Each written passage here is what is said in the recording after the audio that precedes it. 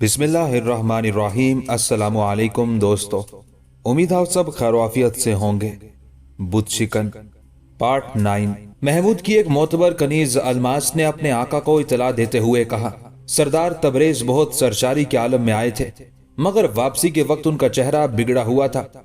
फिर मैंने निगार खानम से पूछा, मालूम हुआ कि सरदार तबरेज उन्हें यह मकान तोहफे के तौर पर देना चाहते थे। फिर निगार खानम ने क्या कहा? महमूद बहुत ज्यादा बेचैन नजर आ रहा था। निगार खानम ने सख्ती से इनकार कर दिया। महमूद की कनीज अपने आका को तफसीली रोदात सुना रही थी। वो कल किसी वक्त ये मकान छोड़कर कहीं और चली जाएंगी। महमूद के चेहरे पर कई रंग उभर उभर कर डूबते रहे। वो दिली तौर पर शदीद अजियत का शिकार नजर आ रहा था।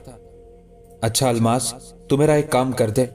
आखिर तवील खामोशी के बाद महमूद ने थकी थकी आवाज में कहा, आप हुक्म दीजिए आका। अलमास ने इताअत व फरमा बरदारी का भरपूर मुजाहिरा करते हुए कहा, अगर कभी तू किसी आजमाइश में पड़ गई। महमूद ने अपने दिल की बात कहने से पहले एक नया सवाल कर डाला था, तो आका इस नातवा कनीज को बहुत ज्यादा साबित कदम पाएंगे। अलमास ने पूरा एतमाद लहजे में कहा। महमूद ने सताइशी नजरों से अलमास की तरफ देखा और सरगोशी के अंदाज में कहने लगा, तू आज रात किसी तरह निगार खानम से मेरी मुलाकात करा दे। अलमास अपने आका की बात सुनकर एक बार फिर निगार खानम के मकान की तरफ चली गई, और जब उसने निगार खानम के सामने महमूद की ख्वाहिश का इजहार किया तो कुछ देर के लिए कमरे की फिजा पर गहरा सकूत छा गया। अलमास ने देखा कि निगार खानम के चेहरे का रंग बदल गया था और शर्मो हया के मारे उसकी घनीरी पलकें झुक गई थी।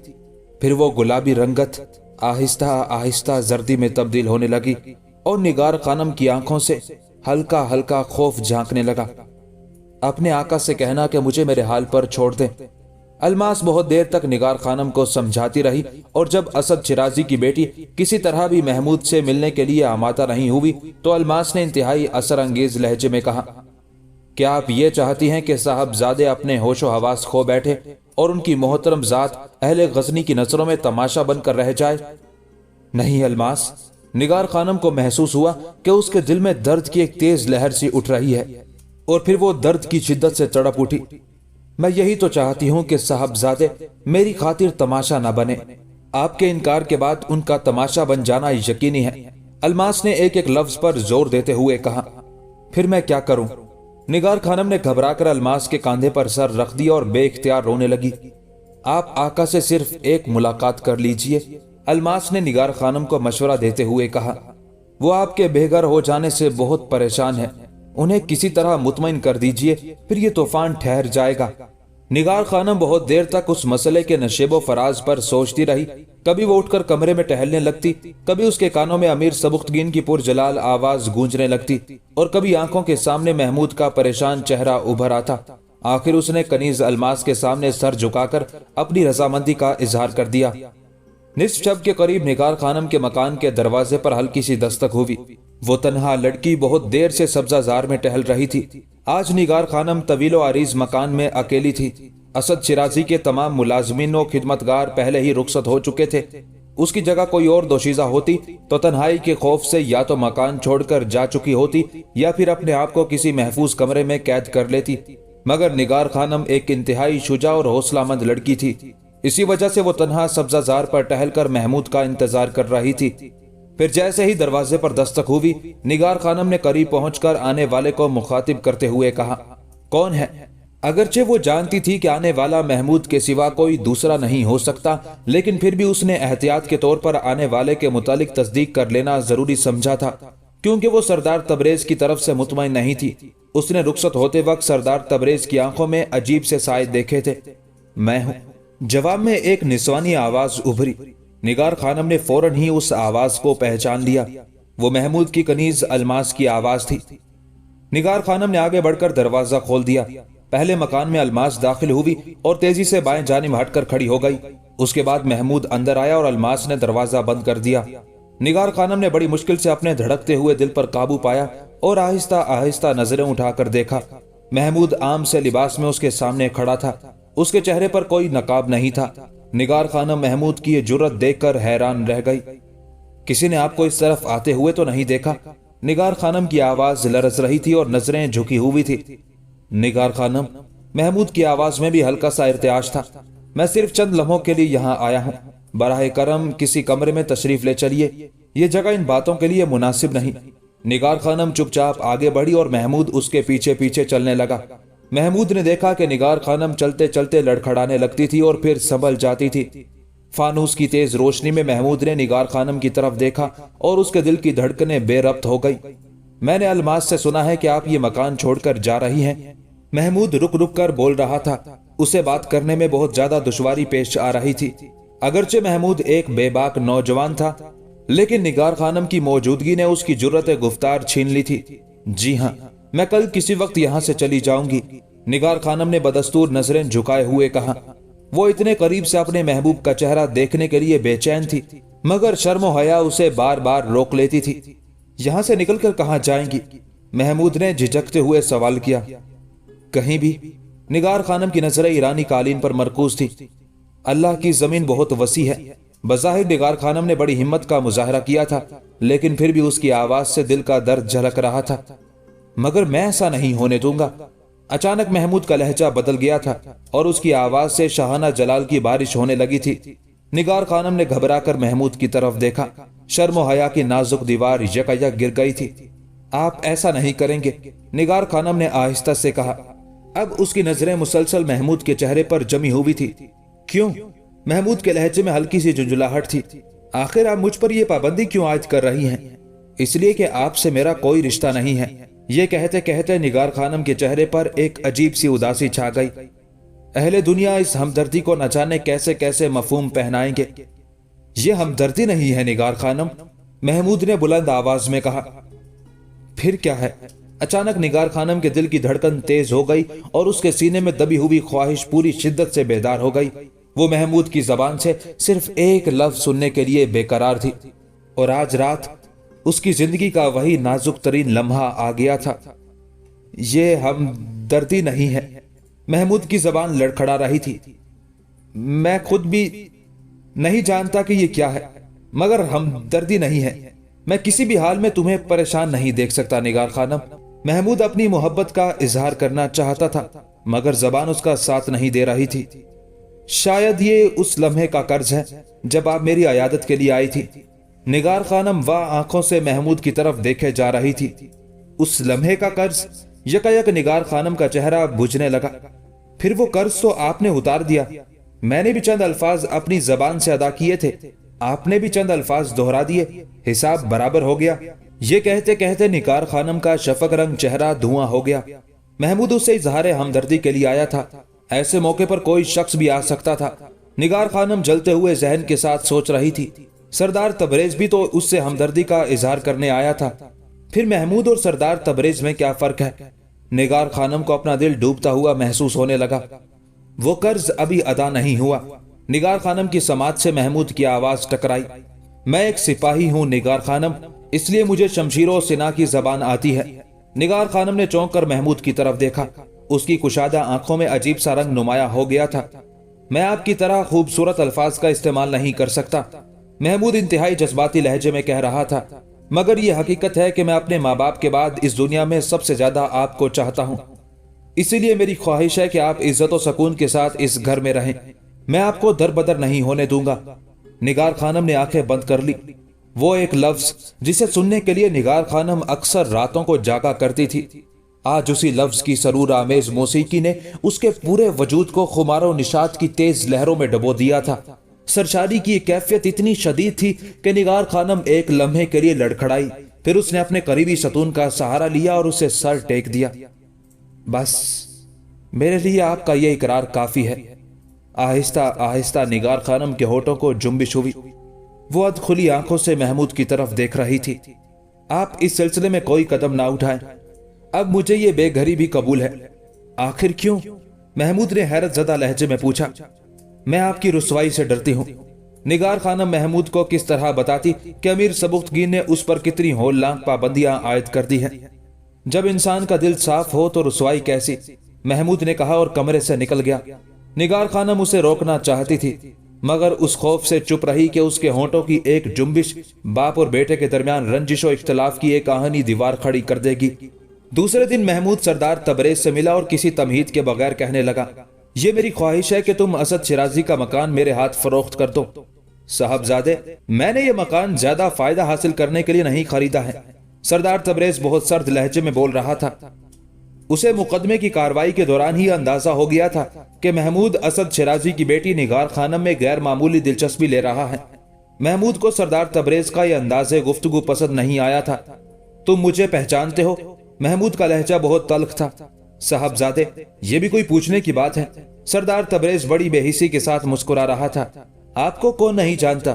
फिर तुम्हें मेरी ताकत का भी अंदाजा होगा। महमूद हाकिमाना लहजे में बोल रहा था। मैं तुमसे ये मकान छीन भी सकता हूं और इस तरह के यहां तुम्हारी फरियाद सुनने वाला भी कोई नहीं होगा।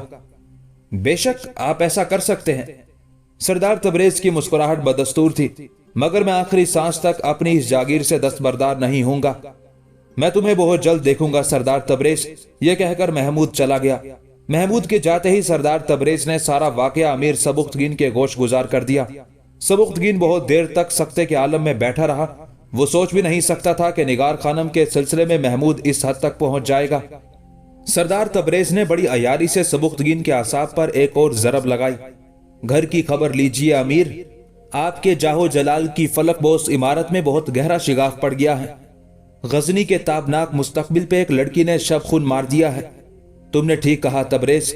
सबुख्तगीन के होंठों को आहिस्ता आहिस्ता जुम्बिश हुई। हम तुम्हारे शुक्रगुजार हैं कि तुमने बर वक्त हमें एक खौफनाक तूफान की आमद की इतला दे दी।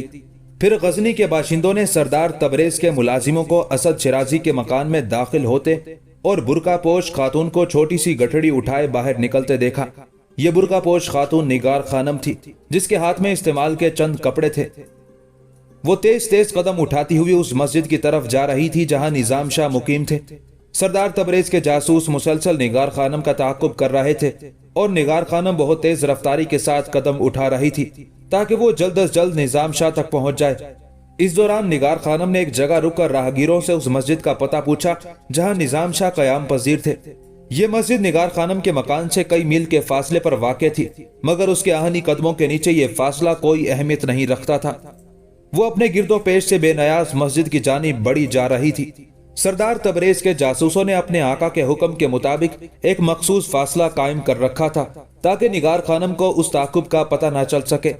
दूसरी तरफ महमूद सरदार तबरेज के इनकार से मायूस होने के बाद और ज्यादा परेशान नजर आ रहा था। वो जानता था कि निगार खानम जैसी खुददार लड़की सरदार तबरेज की इस भीख को कबूल नहीं करेगी और आज किसी भी वक्त वो अपना आबाई मकान छोड़कर कहीं चली जाएगी। एक खूबसूरत और तन्हा लड़की अजनबियों के शहर में कहाँ जा सकती है? महमूद ने बार बार अपने आप से यह सवाल किया, मगर उसके पास उस सवाल का कोई जवाब नहीं था। जब महमूद की जहनी कशमकश हद से ज्यादा बढ़ गई तो वो कसरे शाही से निकलकर असद शिराजी के मकान की तरफ रवाना हो गया। निगार खानम के कयाम का मसला हल करने के लिए उसके जहन में एक तरकीब आई थी कि सिर्फ आज के दिन निगार खानम अपने मकान में ठहर जाए, फिर वो अमीर सबुख्तगीन से कहकर निगार खानम को कसरे शाही में मुंतकिल करा देगा। उस ख्याल से महमूद को किसी कदर सुकून हासिल हुआ था और वो तेजी के साथ असद शिराजी के मकान की तरफ जा रहा था। मगर जब महमूद वहां पहुंचा तो ये देखकर कुछ देर के लिए होशो हवास गुम हो गए कि मकान पर सरदार तबरेज के मुलाजमीन काबिज हो चुके थे और निगार खानम कहीं जा चुकी थी। तुम लोगों ने उसे यहां से निकाल दिया? महमूद ने चीख कर कहा। नहीं आका, सरदार तबरेज के मुलाजमीन ने कांपती हुई आवाजों में कहा। हम ये जुर्रत नहीं कर सकते थे। निगार खानम खुद ही जाने के लिए तैयार खड़ी हुई थी। फिर जैसे ही हम लोग मकान में दाखिल हुए वो किसी से कुछ कहे बगैर यहां से निकल कर चली गई। तुम लोग जानते हो कि वो कहां गई हैं? महमूद एक बार फिर हज़ियानी अंदाज में चीखा। नहीं आका, सरदार तबरेज के मुलाजमीन बुरी तरह कांप रहे थे। अगर पहले से हमें हुक्म दिया जाता तो हम इस बात पर भी नजर रखते। सरदार तबरेज के मुलाजमीन से अब कोई नया सवाल करना बेसूद था। वो हुक्म के गुलाम थे। उन्हें क्या मालूम कि निगार खानम कौन थी और उस बेचारगी के आलम में वो कहां चली गई। ये सोचकर महमूद कसरे शाही की तरफ पलटा। वो उसी वक्त अपने बाप अमीर सबुख्तगीन से मिलकर निगार खानम के मसले को हल करना चाहता था, मगर जब महमूद कसरे शाही पहुंचा तो उसे मालूम हुआ कि दरबार अभी तक जारी है और दरबार के बर्खास्त होने से पहले अमीर सबुख्तगीन से उस मौजू पर कोई गुफ्तगू नहीं हो सकती थी। दिन आहिस्ता आहिस्ता ढलता जा रहा था और महमूद की ख्वाहिश थी कि रात होने से कबल निगार खानम के कयाम का कोई मुनासिब बंदोबस्त हो जाए। उस ख्याल से उसकी वहशत कुछ और बढ़ गई थी। फिर उसी वहशत ज़दगी के आलम में वो अपनी वालदा के हजूर पहुंचा। मादरे गरामी, आपसे एक दरख्वास्त है, महमूद ने बड़े आजिजाना लहजे में कहा। गजनी की मलिका ने बहुत गौर से अपने बेटे की तरफ देखा। कहो फरजंद, क्या बात है, तुम बहुत ज्यादा परेशान नजर आ रहे हो। मैं निगार खानम के सिलसिले में आपसे कुछ बात करना चाहता हूं, महमूद ने रुक रुक कर कहा। निगार खानम के जिक्र पर गजनी की मलिका चौंक उठी। तुम उस लड़की के बारे में क्या कहना चाहते हो? मलिका गजनी के माथे पर कई बल पड़ गए थे। वो घर से बेघर कर दी गई मादरे मोहतरम, महमूद ने फरियादियों के से अंदाज में कहा। इसमें किसी का क्या कसूर है? मलिका गजनी का लहजा बेनयाजाना था। जब असद शिराजी ने अपना मकान सरदार तबरेज के हाथों फरोख्त कर दिया तो फिर निगार खानम की मिल्कियत कहां बाकी रह जाती है? महमूद की वालदा ने निगार खानम की बेघरी का मंतकी जवाब पेश करते हुए कहा।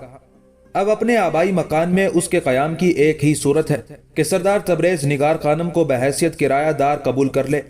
मादरे करामी, महमूद ने तेज आवाज में कहा, आप सूरत हाल से पूरी तरह बाखबर नहीं। सरदार तबरेज बहुत बुरा इंसान है। उसने निगार खानम को अपने मकान में कयाम की पेशकश की थी, मगर उसके साथ ही उसने एक बेसहारा लड़की से अपनी बख्शी हुई रियायत का सूद भी तलब किया था। खामोश हो जाओ महमूद, मलिका गजनी ने डांटने के से अंदाज में कहा। मैं सोच भी नहीं सकती थी कि तुम अपनी माँ के रूबरू इस कदर गुस्ताखाना लहजे में गुफ्तगू करोगे। क्या तुम नहीं जानते कि सरदार तबरेज तुम्हारे बाप के गहरे और करीबी दोस्त हैं, और फिर उम्र के लिहाज से भी वो तुम्हारे लिए एक बुजुर्ग का दर्जा रखते हैं? महमूद ने घबराकर सर झुका लिया। मैं अपने लहजे की बेबाकी पर बहुत शर्मिंदा हूं मैं मोहतरम, मगर मुझसे निगार खानम की दरबदरी देखी नहीं जाती। इसलिए मैंने मादरे मेहरबान की खिदमत में दरख्वास्त पेश की है कि मलिका गजनी अपने इख्तिदार की ताकत इस्तेमाल करके उस लावारिस लड़की को खाना बदोश होने से बचा ले। महमूद के लहजे से दिल का दर्द झलक रहा था।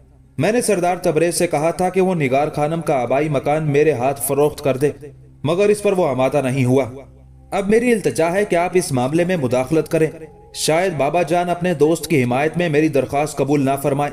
अब मेरी उम्मीदों का मरकज एक मलिका आलिया की जात ही रह गई है। मुझे यकीन है कि मादर मलिका अपनी शफकतों और करम नवाजियों से एक दरख्वास्त गुजार बेटे को महरूम नहीं करेंगी।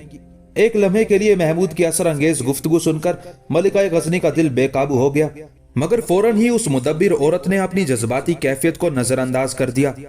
महमूद, तुम हमारी इजाजत के बगैर एक अजनबी लड़की के लिए इस हद तक चले गए? मलिका गजनी ने नागवार लहजे में कहा। तुम्हारे इस तर्ज अमल पर हमें हैरत भी है और अफसोस भी। हम जानना चाहते हैं कि आखिर तुम निगार खानम में इस कदर दिलचस्पी क्यों ले रहे हो? वालदा के इस अचानक सवाल पर चंद लम्हों के लिए महमूद घबरा सा गया।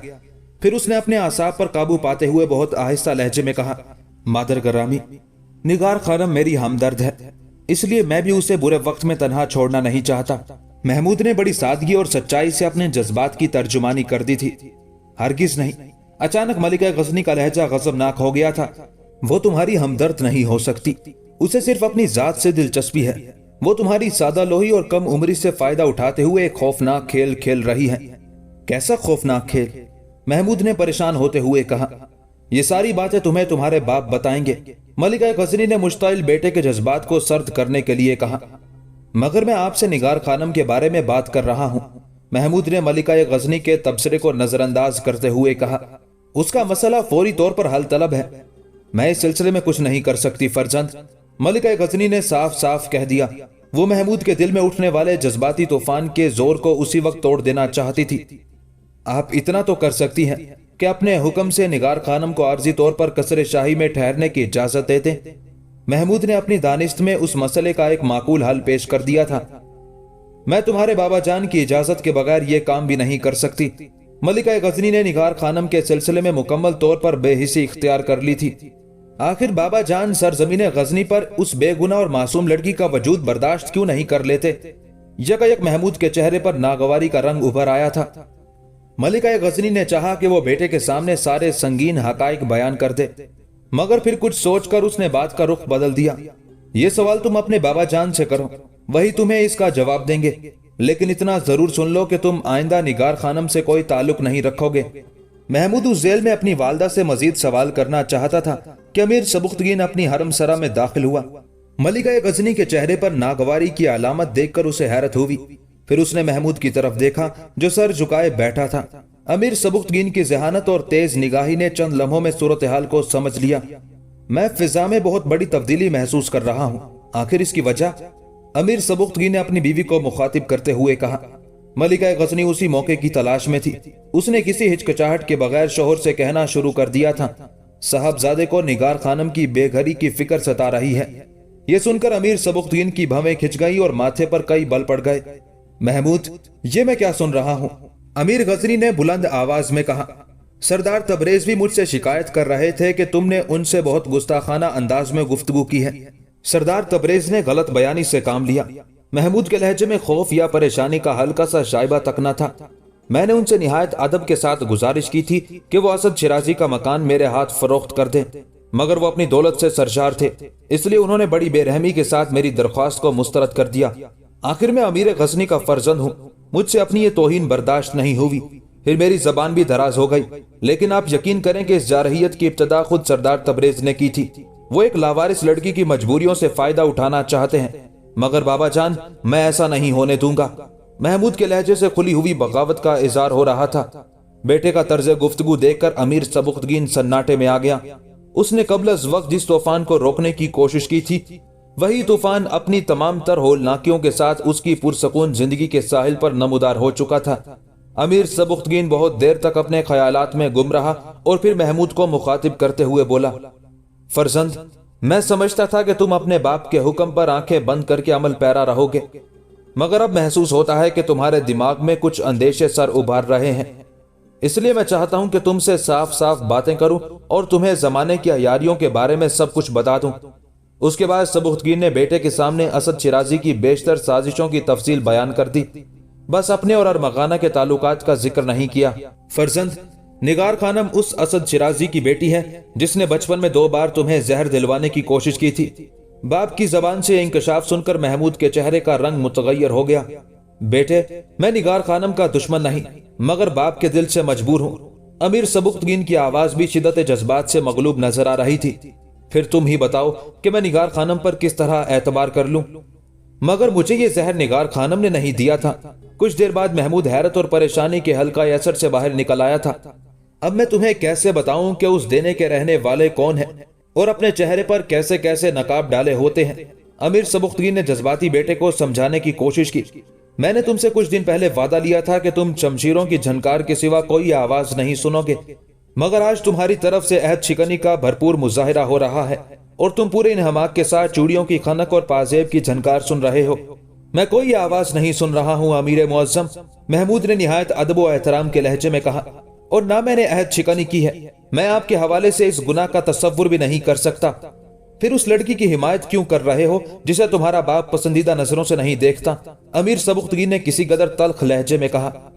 वो मेरी हमदर्द है बाबा जान, महमूद ने किसी झिझक के बगैर कहा, और मैं अपने हमदर्दों को गर्दिश के वक्त तन्हा नहीं छोड़ता। तो फिर अपने माँ बाप को तन्हा छोड़ दो। अमीर सबुख्तगीन ने शदीद जज्बाती लहजे में कहा। इस दुनिया की एक रस्म यह भी है फर्जंद कि नौजवान औलाद किसी औरत की खातिर माँ बाप को ठुकरा देती है। तुम भी ऐसा कर सकते हो, अब तुम्हें कोई नहीं रोकेगा। यह कहकर अमीर सबुख्तगीन वापस जाने के लिए मुड़ा। मैं सरदार तबरेज से कह दूंगा, तुम चाहो तो वो मकान खरीद कर निगार खानम को दे सकते हो। यह कहते कहते अमीर सबुख्तगीन का चेहरा धुआं हो गया था। शाबाश फर्जंद। अचानक सबुख्तगीन ने पलटकर महमूद की तरफ देखा। तुमने फर्जंदी का हक अदा कर दिया। अमीर गजनी के लहजे में बड़ा कर्ब था। फिर वो किसी शिकस्त खोरदा इंसान की तरह सर झुकाए आहिस्ता आहिस्ता चलता हुआ कमरे से बाहर निकल गया। बाप की ये जज्बाती हालत देखकर महमूद सन्नाटे में आ गया था। उसने सोचा भी नहीं था कि सूरत हाल अचानक इतनी तेजी से बदल जाएगी। शोहर के जाते ही मलिका गजनी ने चीख कर कहा, महमूद, अब तुम्हें किस चीज का इंतजार है? बाप की शिकस्त पर अपनी फतह का जश्न मनाओ, अपने हमदर्दों का साथ दो और माँ बाप को छोड़कर चले जाओ। मेरा यह मकसद नहीं था मादरे गरामी। माँ बाप को नाराज पाकर महमूद बदहवास हो गया। मैं नहीं जानती थी कि तुम अपने बाप से अहद करके इस तरह फिर जाओगे। मलिका गजनी के लहजे में गुस्सा भी शामिल था और शदीद कर्ब भी। अब जबकि तुमने अपना अहद तोड़ ही दिया है तो फिर यहाँ बैठे क्या कर रहे हो?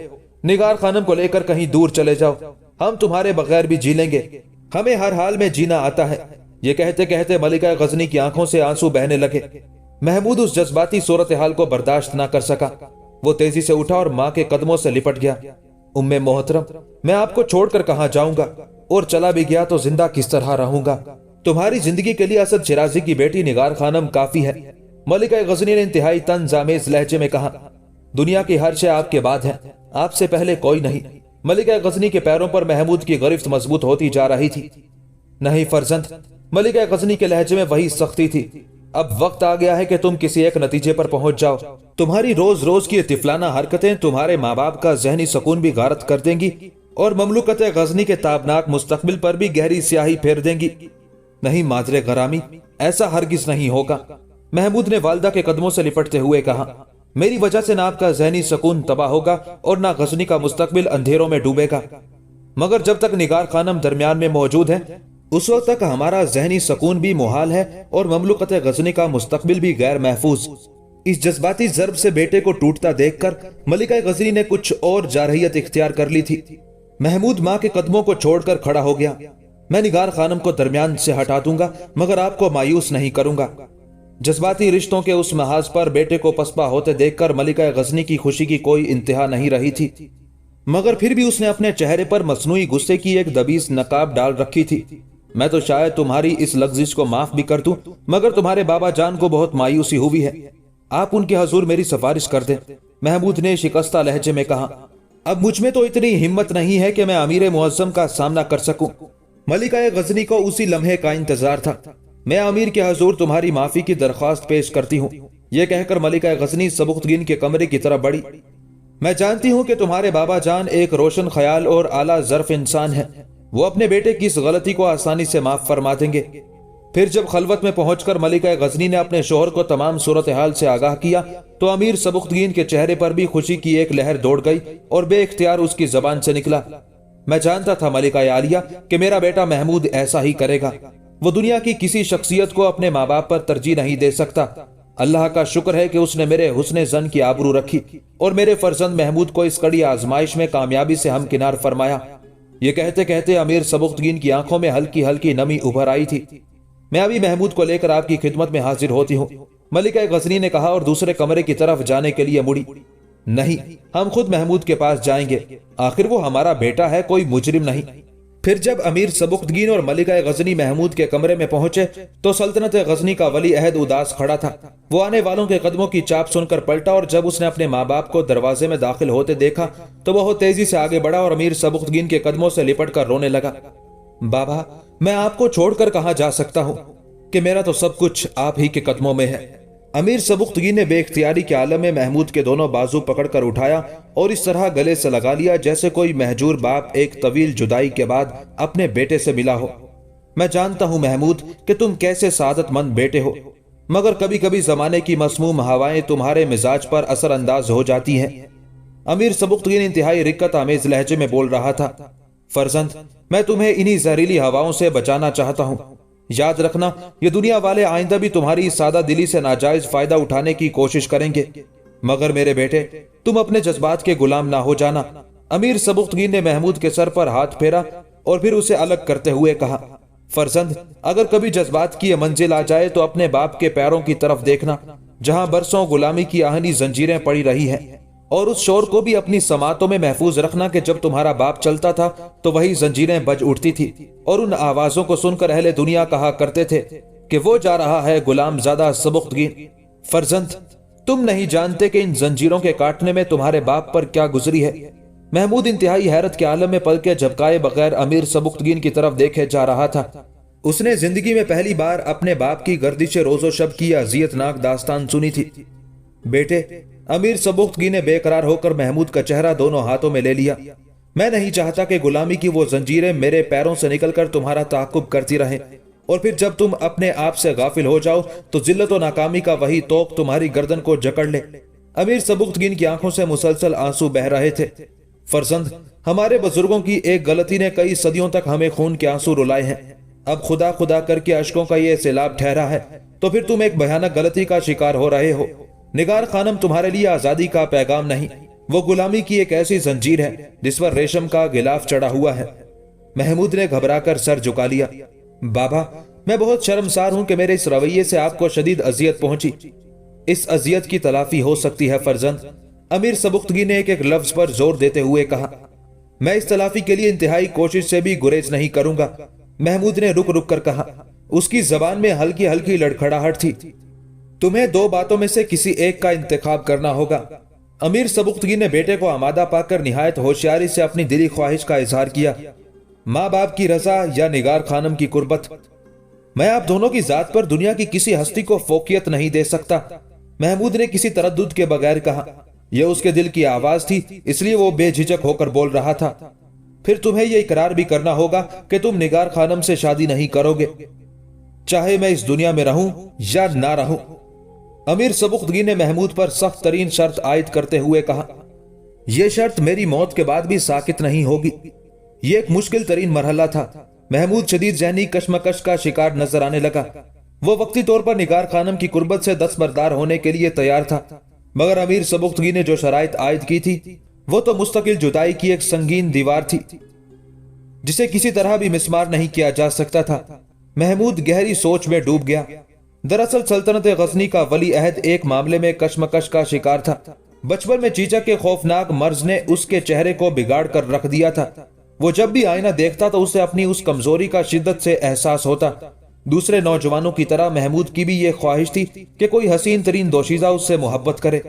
यही वजह थी कि जब निगार खानम की आंखों में मोहब्बत का अक्स नजर आया तो महमूद के उस बेकरार जज्बे को सुकून मिलने लगा, और फिर वो खुद भी निगार खानम की सहरकार शख्सियत का असीर होता चला गया। उसके वहमो गुमान में भी ना था कि अचानक पर्दे के पीछे से अमीर सबुख्तगीन का आहनी हाथ नमूदार होगा और चंद लम्हों में उसकी मोहब्बत का गला घोंट दिया जाएगा। ऐसा लगता है कि तुम अपने माँ बाप के साथ मुखलिस नहीं हो, अमीर सबुख्तगीन ने महमूद को खामोश पाकर कहा। बाप की ऊंची आवाज सुनकर महमूद तसव्वुरात की दुनिया से बाहर निकल आया। अमीर मुअज्जम ने मेरे खलूस की बहुत कम कीमत लगाई।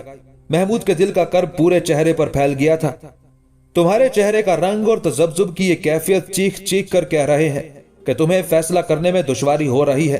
अमीर सबुख्तगीन के लहजे में किसी कदर तल्खी शामिल थी। हजरत निजाम शाह ने निगार खानम के किरदार पर खुद ही गवाही दी है, मगर आप एक ऐसे शख्स की गवाही को भी तस्लीम नहीं करते जो अपने किरदार में सूरज की तरह रोशन है। महमूद ने अमीर सबुख्तगीन के सवाल का जवाब देने की बजाय एक नया सवाल कर दिया था। यह निजाम शाह की अजीम शख्सियत का ही असर है कि मैंने अपना फैसला बदल डाला। अमीर गजनी के लहजे की तेजी कुछ और नुमाया हो गई थी, वरना सारी दुनिया जानती है कि सबुख्तगीन अपने फैसले तब्दील नहीं करता। मगर तुम इस मौके पर निजाम शाह की गवाही को दरमियान में क्यों ले आए? तुम्हें तो बस एक ही फैसला करना है कि निगार खानम से मुस्तकिल जुदाई या माँ बाप की कुर्बत। अमीर सबुख्तगीन महमूद के दिल की हालत को समझ रहा था, इसलिए उसने सख्त लहजा इख्तियार करते हुए कहा, अगर मैं अपने जहन से हमेशा के लिए निगार खानम का तस्वुर निकाल दूं तो क्या आप मेरे इस अमल से राजी हो जाएंगे? महमूद ने बड़ी जुर्रत और बेबाकी के साथ अपने असूल परस्त बाप से सवाल किया। हाँ, अगर तुम इस इम्तिहान से गुजर गए तो मैं राजी हो जाऊंगा, अमीर सबुख्तगीन ने एक हुक्मरान के लहजे में कहा। तो फिर आप मुझसे राजी हो जाइए कि मैंने अपने दिल का खून करके इताअत और फर्मा बरदारी की रस्म को नई जिंदगी बख्श दी। ये कहते कहते महमूद के चेहरे पर अजीब सी वैरानी बरसने लगी थी। अमीर सबुख्तगीन बेइख्तियार आगे बढ़ा और महमूद की पेशानी पर बोसा देते हुए बोला, मरहबा फरजंद मरहबा। अमीर गजनी के लहजे से नाकाबिले बयान खुशी का इजहार हो रहा था। मुझे तुमसे यही उम्मीद थी और अहले वफा का यही किरदार होता है। महमूद ने जवाब में कुछ नहीं कहा और खामोशी से सर झुकाए बाहर निकल गया। निगार खानम निजाम शाह के पास पहुंची तो जोहर की नमाज हो चुकी थी। एक बुर्कापोश खातून को अपने सामने पाकर निजाम शाह हैरत ज़दा रह गए थे। खातून, तुम कौन हो और यहाँ क्यों आई हो? क्या तुम नहीं जानती कि मैं एक दरवेश बेसरो सामा हूँ और मेरे पास अहले जरूरत को देने के लिए कुछ नहीं है? निजाम शाह का यही मिजाज था कि वो आम लोगों से मुलाकात नहीं करते थे। उनकी इजाजत के बगैर कोई शख्स भी मस्जिद के अंदर दाखिल नहीं हो सकता था। अगर कोई गमजदा इंसान अपनी मुसीबतों की तकलीफ से बेकरार होकर चीखने लगता तो निजाम शाह खुद अपनी जगह से उठकर मस्जिद के दरवाजे पर आ जाते और साहिल के हक में दुआए खैर करके वापस चले जाते। मगर निगार खानम निजाम शाह की इजाजत के बगैर मस्जिद में दाखिल हुई और बेझिझक अंदाज में उनके रूबरू जाकर खड़ी हो गई। निजाम शाह को एक अजनबी खातून का यह अंदाज पसंद नहीं आया था, इसलिए उनके जर्द चेहरे पर नागवारी के आसार नुमाया हो गए थे। शेख, ये मैं हूँ, असद शिराजी की बदनसीब बेटी निगार खानम। बुर्कापोश खातून के होंठों को जुम्बिश हुई और निजाम शाह घबरा कर खड़े हो गए। साहबजादी, तुम यहाँ क्यों आई हो? निजाम शाह के लहजे में शदीद हैरत थी। मेरा आबाई मकान गजनी के एक मालदार शख्स सरदार तबरेज ने खरीद लिया और मैं अपने घर से बेदखल कर दी गई। निगार खानम ठहर ठहर कर बोल रही थी और उसके लहजे में खौफ व हिरास का शाइबा तक न था। अब मैं खुले आसमान के नीचे तन्हा खड़ी हूँ। مجھے سر چھپانے کے لیے ایک سائبان چاہیے اور اس شہر میں آپ کے سوا میرا کوئی شناسہ نہیں۔ آپ کی عبادت اور ریاضت میں خلل ڈالنے پر بہت شرمندہ ہوں، مگر کیا کرتی کہ آپ کو اطلاع دینا بھی ضروری تھا۔ نگار خانم کی یہ جاں گداز رودات سن کر نظام شاہ کے تابناک چہرے پر اذیت و کرب کا دھواں پھیلنے لگا۔ ان بے رحم لوگوں نے تیرے سر سے یہ سایہ بھی چھین لیا؟ کیا یہ احمق و نادان اینٹوں اور پتھروں کے اس انبار کو اٹھا کر اپنی قبروں میں لے جائیں گے؟ نظام شاہ کے لہجے سے دل کا سوز نہاں جھلک رہا تھا۔ تجھے میرے پاس ہی آنا چاہیے تھا کہ اس شہر میں میرے سوا تجھے کوئی نہیں پہچانتا۔ میں بہت خوش ہوں کہ تو نے اس رشتے کی اہمیت کو پوری سچائی کے ساتھ محسوس کیا۔ یہ کہہ کر نظام شاہ نے اپنا کمبل کاندھے پر ڈالا اور نگار خانم کو اپنے پیچھے آنے کا اشارہ کرتے ہوئے مسجد سے باہر نکلے۔ راہ چلنے والے لوگوں نے ایک برقع پوش خاتون کو نظام شاہ کے ساتھ جاتے ہوئے بڑی حیرت سے دیکھا، مگر کسی کو کچھ پوچھنے کی جرت نہ ہو سکی۔ نظام شاہ تیز قدموں سے چلنے کے عادی تھے، مگر نگار خانم کی وجہ سے وہ چلتے چلتے اچانک رک جاتے تھے۔ پھر کئی گلیاں عبور کرنے کے بعد نظام شاہ ایک معمولی سے مکان کے سامنے ٹھہر گئے اور بلند آواز میں پکار کر بولے، احمد سالار۔ دوسرے ہی لمحے دروازہ کھلا اور ایک 8 سالہ بچہ باہر آیا۔ یہ اسی فوجی کا بچہ تھا جو 4 سال پہلے ایک جنگ میں شہید ہو چکا تھا اور جس کی ماں کے اصرار پر نظام شاہ نے اس یتیم بچے کی تعلیم و تربیت کی ذمہ داری اپنے سر لے لی تھی۔ اپنے استاد کو دیکھ کر احمد سالار مؤدب ہو گیا۔ اپنی ماں سے کہو کہ نظام شاہ آیا ہے۔ احمد سالار کی ماں پہلے ہی نظام شاہ کی آواز سن کر دروازے کے قریب آ گئی تھی۔ بھائی آپ اندر تشریف لے آئیں۔ نظام شاہ نگار خانم کو لے کر مکان کے اندر داخل ہوئے۔ احمد سالار کی ماں نے نظام شاہ کے بیٹھنے کے لیے ایک صاف چادر لکڑی کے تخت پر بچھا دی، مگر نظام شاہ نے کھڑے کھڑے کہا، بہن میں بیٹھوں گا نہیں، اس لڑکی کو تمہارے پاس چھوڑنے آیا ہوں۔ نظام شاہ نے نگار خانم کی طرف اشارہ کرتے ہوئے کہا، یہ غزنی کے ایک معزز شخص اسد شیرازی کی بیٹی ہے، اس کی سچائی نے اسے گھر سے بے گھر بنا دیا ہے۔ یہ کہہ کر نظام شاہ نے نگار خانم کے سر پر ہاتھ رکھ دیا۔ میری کوئی بیوی نہیں، کوئی اولاد نہیں، مگر نگار خانم میری بیٹی ہے، اس کا خیال رکھنا۔ احمد سالار کی ماں نے آگے بڑھ کر نگار خانم کو گلے سے لگا لیا۔ یہ آپ کی طرح میری بھی بیٹی ہے، میں اس کی کفالت کا ذمہ دار ہوں۔ نظام شاہ نے احمد سالار کی ماں کو مخاطب کرتے ہوئے کہا، تمہیں کوئی تکلیف نہیں ہوگی، آپ کس کس کی ذمہ داری اٹھائیں گے؟ احمد سالار کی ماں تڑپ کر بولی، آپ میرے لیے اور میرے بچے کے لیے ساری رات مزدوری کرتے ہیں، اور ابھی اس بیوہ عورت کی بات مکمل نہیں ہونے پائی تھی کہ نظام شاہ جھنجھلا کر تیز آواز میں بولے، چپ ہو جاؤ، کیوں مجھے رسوا کرتی ہو؟ کوئی کسی کی کفالت نہیں کر سکتا، اللہ ہی سب کا کفیل ہے۔ یہ کہہ کر نظام شاہ واپس چلے گئے۔ احمد سالار کی ماں خاموش ہو گئی تھی، مگر نگار خانم نے سب کچھ سمجھ لیا تھا۔ نظام شاہ کی گوشہ نشی زندگی کا یہ پہلو دیکھ کر اس کی آنکھوں میں آنسو آ گئے تھے۔ محمود نے ماں باپ کی ضدوں پر اپنی محبت کو قربان کر دیا تھا، مگر پھر بھی وہ نگار خانم کے حالات جاننے کے لیے بے چین تھا۔ آخر کئی دن کی دوڑ دھوپ کے بعد محمود کے مخبروں نے اسے خبر دی کہ نگار خانم اپنے مکان سے نکل کر پہلے نظام شاہ کے پاس پہنچی تھی اور پھر نظام شاہ نے اسے ایک بیوہ کے گھر منتقل کر دیا تھا۔ محمود یہ اطلاع پاتے ہی قصر شاہی سے نکلا اور سابق فوجی کے مکان کی طرف روانہ ہو گیا، مگر گھر کے قریب پہنچ کر اسے خیال آیا کہ اس طرح نگار خانم سے ملنا مناسب نہیں۔ یہ سوچ کر وہ نظام شاہ کی خدمت میں حاضر ہوا۔ نظام شاہ نے حسب معمول کھڑے ہو کر محمود کا استقبال کیا۔ اب محمود بھی اس رات سے باخبر ہو گیا تھا کہ نظام شاہ کسی کے سامنے اس طرح کھڑے نہیں ہوتے۔ شیخ، آخر کیا بات ہے کہ آپ مجھے دیکھ کر کھڑے ہو جاتے ہیں؟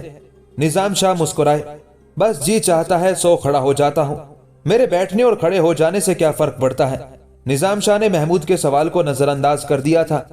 اگر آپ اجازت دے تو میں نگار خانم سے ملنا چاہتا ہوں، محمود نے جھجکتے ہوئے کہا۔ اب اس سے مل کر کیا کرو گے؟ نظام شاہ نے سرسری انداز میں پوچھا۔ شیخ، آپ جانتے ہیں کہ میں نے بہت کوشش کی تھی۔ یہ کہتے کہتے محمود کی آنکھوں میں آنسو آ گئے۔ میں بابا جان اور والدہ محترمہ کے حکم سے مجبور ہو گیا، انہوں نے مجھ سے اپنے حقوق طلب کیے تھے۔ تم نے ٹھیک کیا فرزند۔ نظام شاہ کے لہجے سے بھی اداسی جھلکنے لگی تھی۔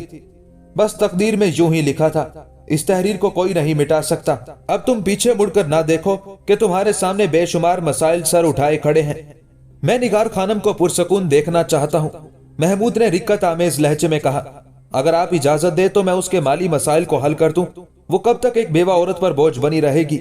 تم اس سے مل سکتے ہو، یقیناً وہ ضرورت مند ہوگی، نظام شاہ نے آہستہ سے کہا اور دوبارہ اپنے کمبل پر بیٹھ گئے۔ محمود نے مسافے کے لیے ہاتھ بڑھائے اور پھر نظام شاہ کی دعائیں لے کر بیوہ عورت کے مکان کی طرف روانہ ہو گئے۔ مرحوم فوجی کی بیوہ نے ولی عہد سلطنت کو اپنے مکان کے دروازے پر کھڑا ہوا پایا تو وہ کچھ پریشان سے نظر آنے لگی۔ صاحبزادے، آپ یہاں؟ بیوہ کے لہجے سے لکنت صاف نمایاں تھی۔ ہاں خاتون، میں نگار خانم سے کچھ ضروری گفتگو کرنا چاہتا ہوں، محمود نے نظریں جھکائے ہوئے کہا۔ میں حضرت نظام شاہ کی اجازت سے یہاں آیا ہوں۔ شیخ کا نام سن کر احمد سالار کی ماں الٹے قدموں واپس چلی گئی اور اس نے نگار خانم کو محمود کی آمد سے مطلع کر دیا۔ پھر بہت عجلت میں لکڑی کے تخت پر صاف چادر بچھائی اور محمود کو اندر بلا لیا۔ صاحبزادے، یہ ہمارے لیے بڑا اعزاز ہے کہ آپ ایک غریب بیوہ کے گھر تشریف لائے، مگر اس کے ساتھ ہی ہمیں اپنی بے سر و سامانی کا بھی احساس ہے کہ ہم ولی عہد سلطنت کی خاطر مدارات کرنے سے قاصر ہیں۔ مرحوم فوجی کی بیوہ بہت زیادہ شرمسار نظر آ رہی تھی۔ نہیں خاتون، کسی تکلف کی ضرورت نہیں، محمود نے مکان کے صحن کو عبور کرتے ہوئے کہا۔ خود میرے لیے بہت بڑا اعزاز ہے کہ میں آپ لوگوں سے ملنے یہاں آیا ہوں۔ حضرت نظام شاہ کے حوالے سے میری نظر میں آپ بھی محترم ہیں اور یہ چار دیواری بھی۔ احمد سالار کی ماں محمود اور نگار خانم کو تنہا چھوڑ کر دوسرے کمرے میں چلی گئی۔ محمود نے آہستہ آہستہ نظریں اٹھا کر نگار خانم کی طرف دیکھا۔ نگار خانم کا چہرہ شرم و حیا اور جوش جذبات کے سبب سرخ ہو رہا تھا۔ وہ محمود کی آمد پر ایک عجیب سی کیفیت سے سرشار تھی۔ اس کیفیت میں ناقابل بیان خوشی کا احساس بھی شامل تھا اور دبا دبا خوف بھی۔ پھر کچھ دیر اسی کیف و سکوت کے عالم میں گزر گئی۔ میں بہت شرمندہ ہوں نگار خانم، آخر محمود نے اس سکوت کو توڑتے ہوئے کہا۔ میں نے سردار تبریز سے تمہارا مکان خریدنے کی کوشش کی تھی، مگر وہ اس پر آمادہ نہیں ہوا۔ پھر میں نے چاہا کہ تم اس بے گھری کے عذاب سے بچ جاؤ اور تمہیں قصر شاہی میں قیام کی اجازت مل جائے، مگر امیر غزنی اور مادر ملکہ کو یہ بات پسند نہیں تھی۔ یہ کہتے کہتے محمود کا لہجہ بہت زیادہ تلخ ہو گیا تھا۔ نگار خانم نے گھبرا کر جھکی ہوئی نظریں اٹھائی اور محمود کی طرف دیکھا۔ محمود کے چہرے پر اذیت و کرب کے گہرے سائے پھیلے ہوئے تھے۔ آپ کیوں پریشان ہوتے ہیں؟ نگار خانم نے محمود کے دل و دماغ پر چھائے ہوئے غبار کو دھونے کی کوشش کی۔ میری قسمت میں یہی لکھا تھا، مجھے کسی سے کوئی شکایت نہیں ہے۔ آپ نہیں جانتی نگار خانم کہ مجھ پر کیا گزری ہے اور میں کس طرح مجبور کیا گیا ہوں۔ محمود کا لہجہ ناآسودہ جذبوں کی آگ میں سلگ رہا تھا۔ میں دنیا کی ہر رسم سے بغاوت کر سکتا ہوں، مگر اپنے پیروں میں پڑی ہوئی ماں باپ کے حقوق کی زنجیروں کو نہیں توڑ سکتا۔ میں جانتا ہوں کہ ان مجبوریوں نے میری شناخت کو دھندلا دیا ہے، مگر تم اتنا ضرور سمجھ لو کہ وقت کے اس فیصلے میں میری ذاتی مرضی شامل نہیں تھی۔ یہ کہتے کہتے محمود کی آواز لڑکھڑانے لگی اور اس کی آنکھوں کے گوشے بھیگنے لگے۔ مجھے آپ سے بھی کوئی شکایت نہیں ہے۔ وقت کے بے رحم اور تیز نشتر نے نگار خانم کا دل بھی خون کر دیا تھا، مگر اس نے بڑی ہمت سے اپنے آپ کو سنبھالنے کی کوشش کی۔ محمود نے گھبرا کر نگار خانم کی طرف دیکھا۔ انتہائی قوت برداشت کا مظاہرہ کرتے کرتے نگار خانم کے گلاب رنگ چہرے میں نلاہٹ سی شامل ہو گئی تھی۔ میں محبت کی بساط پر شکست کھا چکا ہوں نگار خانم، مگر پھر بھی میری تم سے آخری التجا ہے کہ تم اپنے روشن مستقبل کی طرف دیکھو اور پرسکون زندگی گزارنے کی کوشش کرو۔ میرا مستقبل آپ کا مسئلہ نہیں ہے۔ یک نگار خانم کے لہجے میں چٹانوں جیسی سختی نظر آنے لگی تھی۔ تم کچھ بھی کہو، مگر تمہارا مستقبل میرا ہی مسئلہ ہے۔ یہ کہہ کر محمود نے اپنے پیراہن کی جیب سے اشرفیوں سے بھری ہوئی ایک تھیلی نکالی اور اسے نگار خانم کی طرف بڑھاتے ہوئے بولا، میری گزارش ہے کہ تم اسے قبول کر لو۔ یہ کیا ہے؟ نگار خانم کی صاف و شفاف اور کشادہ پیشانی پر کئی لکیریں نمودار ہو گئی۔ یہ ایک حقیر سی نظر ہے جو تمہارے آڑے وقت میں کام آئے گی، محمود نے درخواست گزار لہجے میں کہا۔ غزنی کے ولی عہد کو معلوم ہونا چاہیے کہ اب میں حضرت نظام شاہ کی بیٹی ہوں اور نظام شاہ کسی امیر کی نظر قبول نہیں کرتے۔ نگار خانم کے لہجے میں اس قدر اجنبیت تھی کہ محمود حیران رہ گیا۔ میں تم پر کوئی احسان نہیں کر رہا ہوں، محمود کی آواز لرز رہی تھی۔ ولی عہد غزنی سے آخری التجا ہے کہ اس طرح یہاں تشریف لا کر میری رسوائی کا سامان فراہم نہ کرے۔ نگار خانم کے لہجے میں وہی سختی تھی جس سے اجنبیت اور بیزاری کا اظہار ہوتا تھا۔ محمود نے اپنا بڑا ہوا ہاتھ کھینچ لیا۔ کچھ دیر تک پتھر کے مجسمے کی طرح خاموش کھڑا رہا، پھر آہستہ سے بولا، میں جا رہا ہوں نگار خانم، مگر کاش آپ میری مجبوریوں کو سمجھ سکتی۔ یہ کہہ کر ولی عہد غزنی مڑا اور مکان سے نکل کر چلا گیا۔ نگار خانم بہت دیر تک دروازے کو دیکھتی رہی، پھر اس کی آنکھوں سے آنسو بہنے لگے۔ احمد سالار اور ماں سے یہ دردناک منظر برداشت نہ ہو سکا تو اس نے آگے بڑھ کر نگار خانم کے کاندھے پر ہاتھ رکھ دیا۔ خیالات کا سلسلہ اچانک ٹوٹ گیا اور نگار خانم جبرن مسکرانے لگی۔ نظام شاہ رات کو خاص طور پر نگار خانم سے ملنے آئے اور محمود کے بارے میں پوچھا۔ نگار خانم کچھ دیر تک خاموش بیٹھی رہی، پھر بے اختیار نظام شاہ کے قدموں سے لپٹ کر رونے لگی۔ نظام شاہ نے اسے اٹھا کر سینے سے لگا لیا۔ میری بیٹی، محمود بہت مجبور ہے، شاید تیرے اندازوں سے بھی زیادہ مجبور، اسے معاف کر دے۔ میں جانتی ہوں بابا، نگار بچوں کی طرح سسکیاں لے رہی تھی۔ پھر جب نگار خانم کے دل کا غبار دھل گیا اور وہ کسی قدر پرسکون نظر آنے لگی تو نظام شاہ نے اسے مخاطب کرتے ہوئے کہا، بیٹی مجھے تیری بے سکون زندگی کا خیال کر کے کبھی کبھی بہت دکھ ہوتا ہے۔ محلوں کی مکی خنیزوں اور ملازموں کے ہجوم میں رہنے والی پتھروں کے فرش پر پڑی ہے اور سوکھی روٹیاں کھا کھا کر اپنا وقت گزار رہی ہے۔ نہیں بابا، نگار خانم نے بے قرار ہو کر کسی بچے کی مانند نظام شاہ کے زانوں پر سر رکھ دیا۔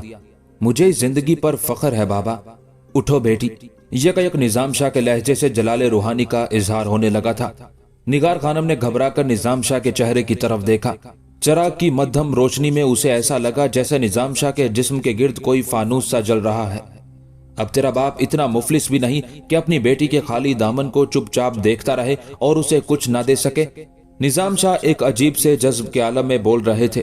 اگر دنیا نے تجھ سے دولت چھینی ہے تو آگے بڑھ اور اپنا دامن بھر لے۔ یہ کہہ کر نظام شاہ نے دالان کے ایک گوشے کی طرف اشارہ کیا۔ نگار خانم نے گھبرا کر دیکھا۔ پورا دالان سونے کی اشرفیوں، ہیروں اور جواہرات سے بھرا ہوا تھا۔ یہ کیا ہے بابا؟ فرط حیرت سے نگار خانم کی آنکھیں پھیل گئی تھی اور آواز لرز رہی تھی۔ اللہ ہی ہے زمین و آسمان کے خزانوں کا مالک۔ خلاف معمول نظام شاہ کے لہجے میں ایسی دھمک تھی کہ نگار خانم کو مکان کے در و دیوار کانپتے ہوئے محسوس ہو رہے تھے۔ اور آج اسی کی قدرت لازوال نے تیرے سامنے دولت کے دریا بہا دیے ہیں۔ انہیں چھو کر دیکھ، یہ تیری نظروں کا دھوکہ نہیں۔ نظام شاہ کے جلال روحانی میں کچھ اور اضافہ ہو گیا تھا۔ اگر تجھے سیم و زر کی طلب ہے تو اپنی پیاس بجھا لے۔ نہیں بابا، نگار خانم ایک بار پھر نظام شاہ کے قدموں سے لپٹ گئی۔ اب مجھے کسی شے کی طلب نہیں۔ بھر لے بیٹی، اپنا خالی دامن بھر لے، کہیں بعد میں تجھے شکایت نہ ہو کہ نظام شاہ کے ساتھ رہ کر بھوکی مر گئی۔ غزنی کا یہ مرد قلندر آج عجیب رنگ میں نظر آ رہا تھا۔ آپ دیکھ لیجئے گا بابا، میں کبھی حرف شکایت زبان پر نہیں لاؤں گی۔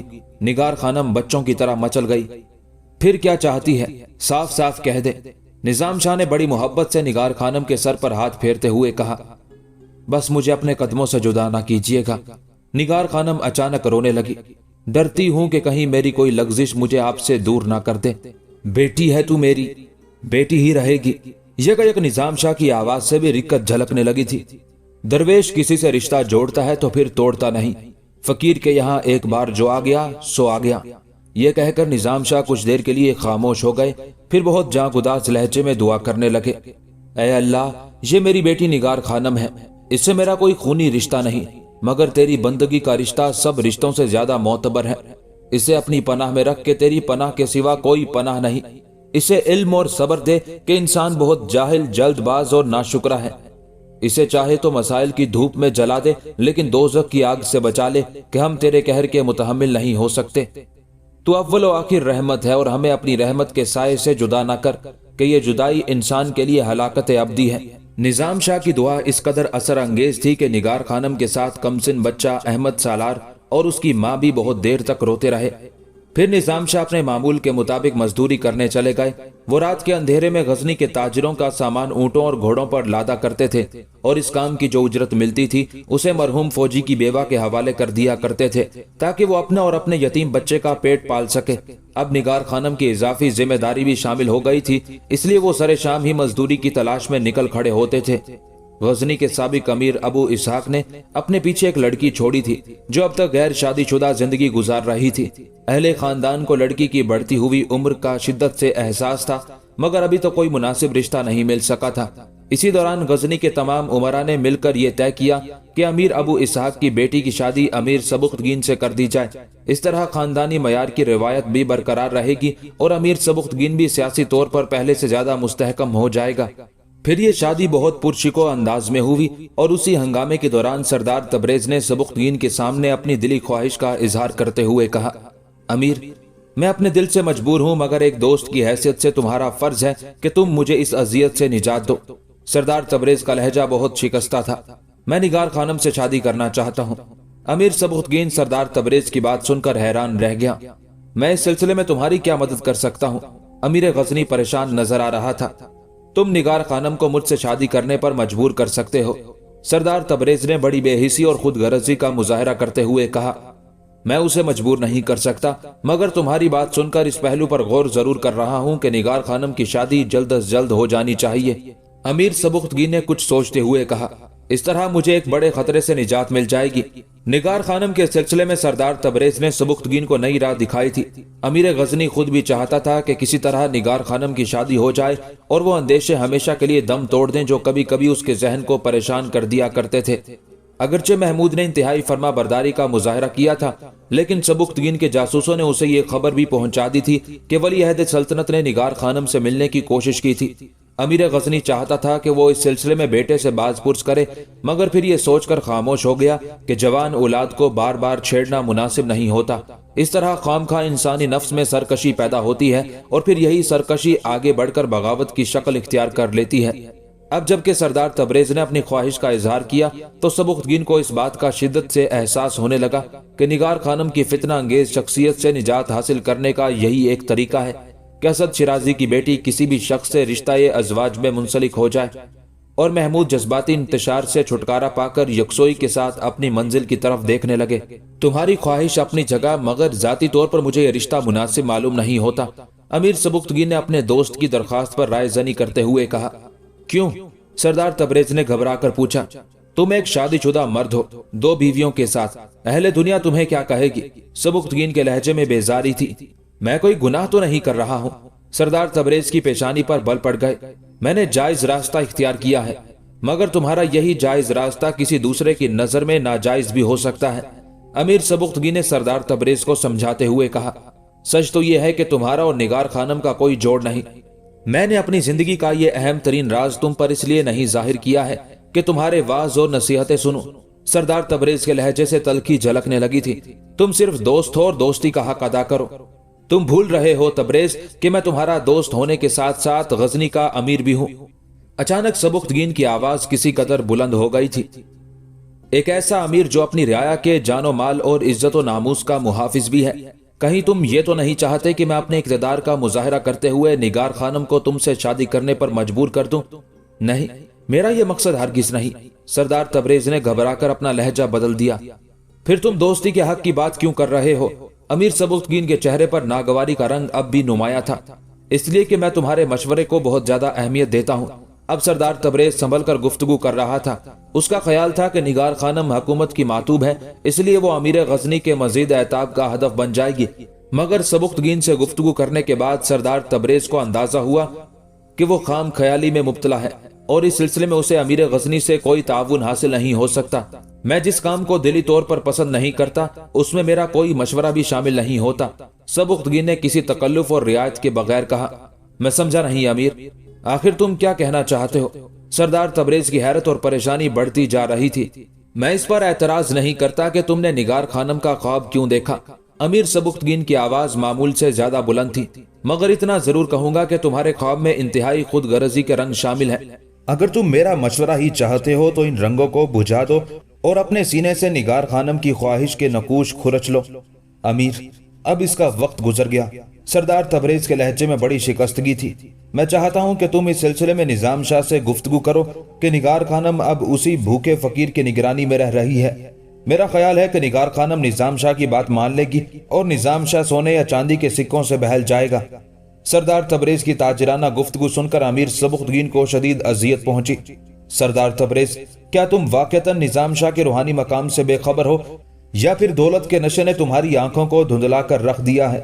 میں نظام شاہ کو ایک ایسا آدمی سمجھتا ہوں جو دنیا کی آسائشوں سے محروم ہونے کے بعد کسی مسجد، کسی جنگل یا کسی غار کے ایک سنسان گوشے میں سمٹ جاتا ہے تاکہ دنیا والے اسے اللہ کا مقرب بندہ سمجھیں اور پھر اپنی عقیدتوں کا اظہار کرنے کے لیے نظر و نیاز کے بہانے اس کے قدموں میں قیمتی تحائف کا انبار لگاتے۔ یہی ایک فقیر کی معراج ہوتی ہے کہ وہ مذہب کی آڑ لے کر سادہ لو انسانوں کی عقیدتیں خرید لیتا ہے اور اس تجارت میں اسے دوہرا فائدہ ہوتا ہے۔ ایک طرف لوگوں کے جھکے ہوئے، خوف سے اترے ہوئے چہرے، رکی ہوئی سانسیں، اور دوسری طرف کسی محنت کے بغیر حاصل کی ہوئی دولت کے ذخیرے۔ سردار تبریز بڑے جارحانہ اور گستاخانہ لہجے میں بول رہا تھا۔ نظام شاہ بھی اسی طرز کا فقیر ہے۔ وہ 10 سال تک اس لیے قید خانے میں رہا کہ اہل غزنی اس کی روحانیت پر اعتبار کرنے لگے۔ امیر، تم بھی نظام شاہ کی عقیدت مند ہو، سردار تبریز نے ایک ایک لفظ پر زور دیتے ہوئے کہا، اور تمہاری اسی عقیدت نے اسے زندان کے اندھیروں سے نجات دلائی۔ اب وہ مسجد کے گوشے میں بیٹھ کر اپنے آپ کو ولی اللہ ثابت کرنے کی کوشش کر رہا ہے تاکہ شہر غزنی اور اطراف کے احمق و بے خبر لوگ قطار در قطار اس کے حلقہ اثر میں داخل ہو جائیں اور وہ کسی محنت اور ریاضت کے بغیر دنیا کی تمام آسائشیں حاصل کر لے۔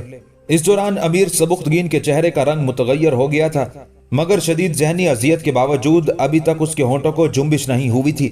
پھر جب سردار تبریز خاموش ہو گیا تو امیر سبکتگین نے اس سے پوچھا، کیا تم اپنی بات مکمل کر چکے؟ حاکم غزنی کا لہجہ انتہائی تلخ اور ناگوار تھا۔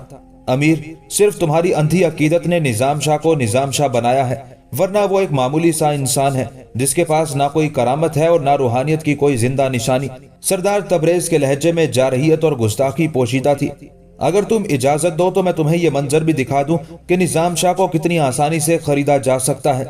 غصے کو برداشت کرتے کرتے سبکتگین کا برا حال ہو گیا تھا۔ پھر جب امیر غزنی کی قوت برداشت جواب دے گئی تو وہ اپنے مالدار دوست سے مخاطب ہوا، سردار تبریز، آج تم نے مجھے بہت مایوس کیا ہے۔ میں سوچ بھی نہیں سکتا تھا کہ دولت کی فراوانی تمہیں اس قدر سفاک اور خود غرض بنا دے گی کہ ایک طرف تم نگار خانم کی مجبوریوں سے فائدہ اٹھانے کی کوشش کر رہے ہو اور دوسری طرف ایک مرد خدا کی ذات میں بدترین عیب تلاش کر رہے ہو۔ یکایک سبکتگین کا لہجہ انتہائی غضبناک ہو گیا تھا۔ سردار تبریز خود بھی غزنی کے بااثر لوگوں میں شامل تھا اور تمام امراء سے اس کے گہرے مراسم تھے، اس لیے وہ سبکتگین کے بگڑے ہوئے لہجے سے زیادہ متاثر نہیں ہوا۔ امیر، آخر تم یہ کیوں چاہتے ہو کہ میں بھی تمہاری آنکھوں سے نظام شاہ کو دیکھوں؟ میں نے جو کچھ محسوس کیا اسے بڑی سچائی سے بیان کر دیا۔ میری نظر میں وہ ایک معمولی انسان ہے، اگر اسے تمہاری پشت پناہی حاصل نہ ہو تو اس پر غزنی کی زمین تنگ ہو جائے۔ سردار تبریز کے لہجے سے ابھی تک اس رعونت اور تکبر کا اظہار ہو رہا تھا۔ تم ایک خوفناک گمراہی میں مبتلا ہو سردار تبریز، امیر سبکتگین نے بھی انتہائی تند و تیز لہجے میں اپنے دوست کو مخاطب کرتے ہوئے کہا۔ میری یہ عقیدت نظام شاہ کے کسی کام نہیں آئے گی، مگر ان کی ذات غرامی اہل غزنی کے لیے بے شمار برکتوں کا باعث ہے۔ تم اس کا اندازہ نہیں کر سکتے کہ اللہ نے تمہیں بے پناہ دولت بخشی، لیکن اس کے ساتھ ہی تم سے تمہاری بصارت چھین لی، اس لیے تم روشن آنکھیں رکھتے ہوئے بھی اندھوں کی طرح ٹھوکریں کھاتے پھر رہے ہو۔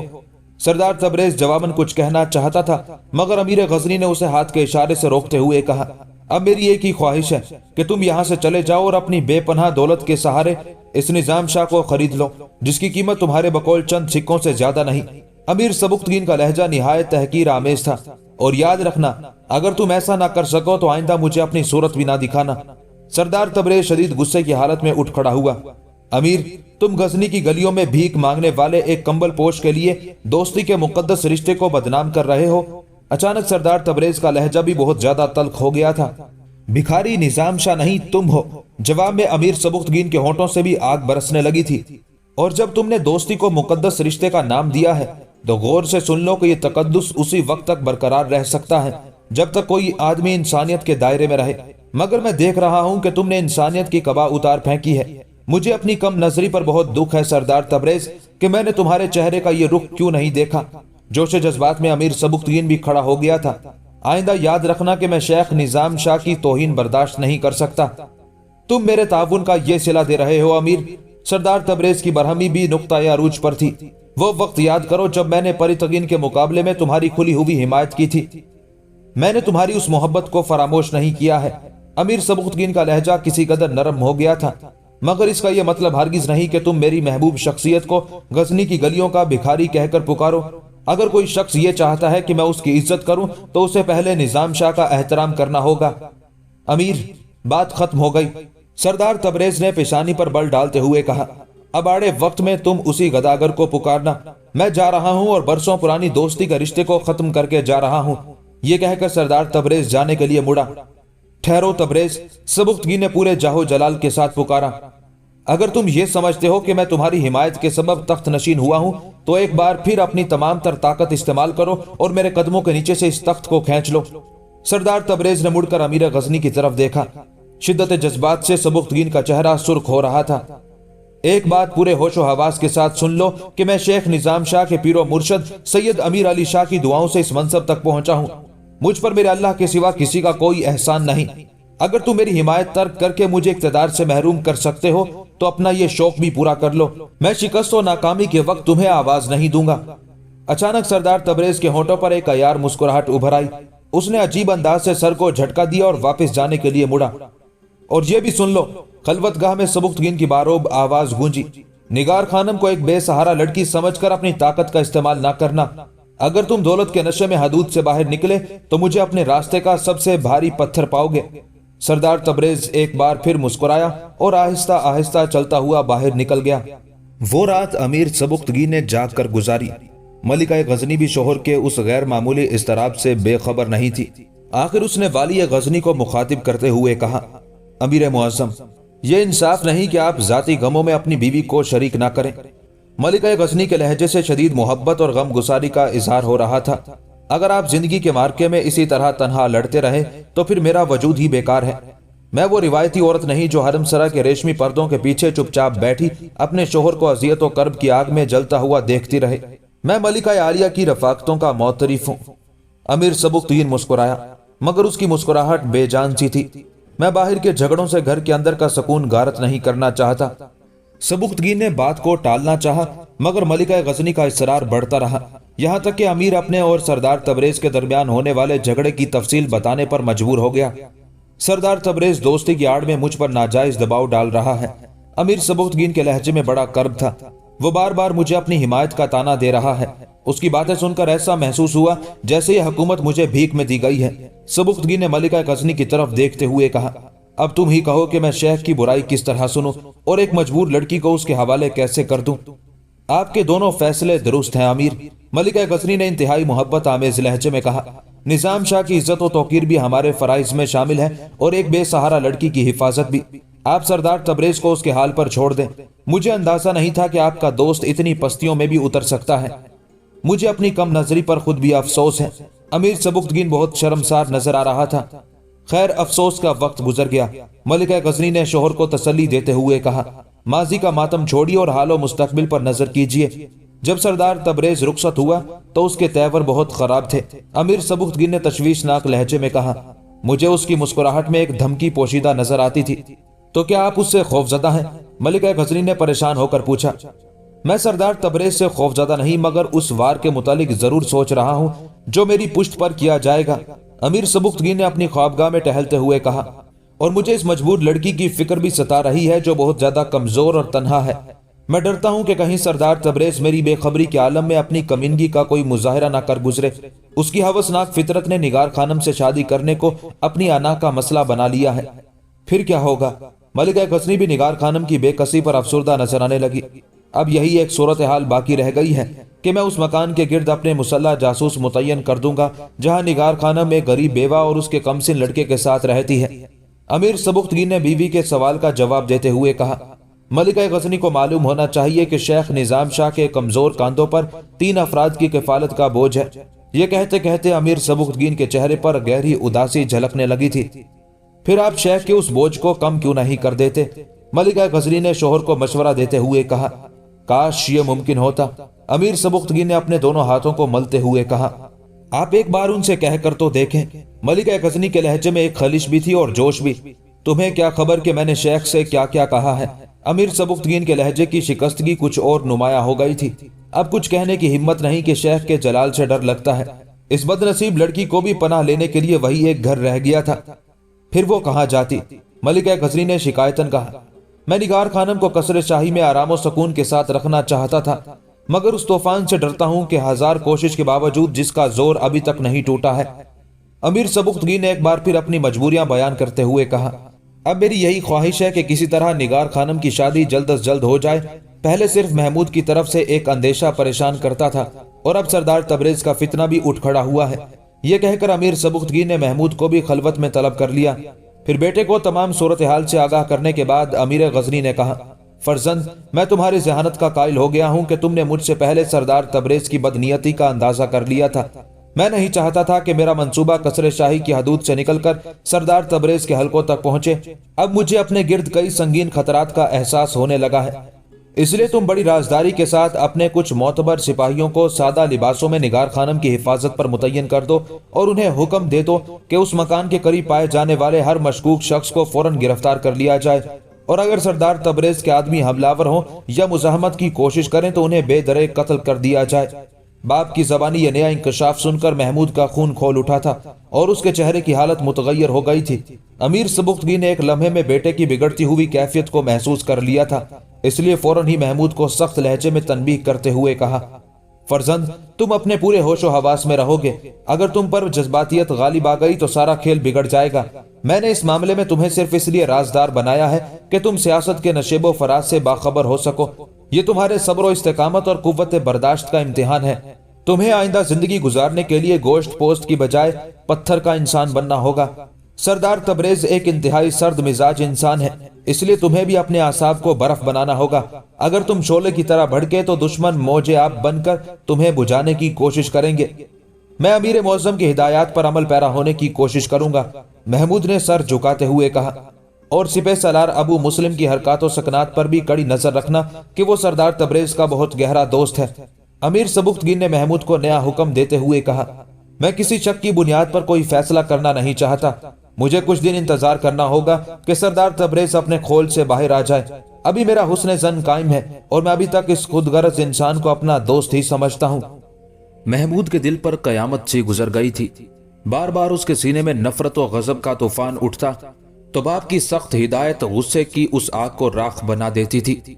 महमूद ने कई मरतबा तन्हाई में अपनी शमशीर को बेनयाम किया और गायबाना तौर पर सरदार तबरेज को मुखातिब करते हुए कहा, काश वालिद मोहतरम मुझे अपने हुक्म की कैद से आजाद कर देते और फिर मैं तेरे ही खून से तेरी इस मुजरिमाना ख्वाहिश को धो डालता।